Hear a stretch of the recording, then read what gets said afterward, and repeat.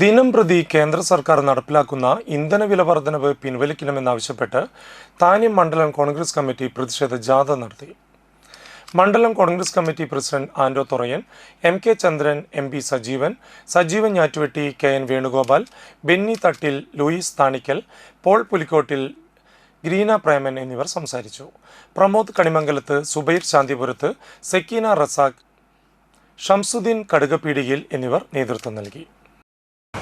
Election declaration മുന്നായിട്ട് Modi government ഒരു തരത്തിലും വില കൂട്ടാതെ ഈ നിയമസഭാ ഇലക്ഷനുകൾ കഴിഞ്ഞ ഉടനെ തന്നെ 3 തവണയാണ് വില വർദ്ധിപ്പിച്ചിരിക്കുന്നത്.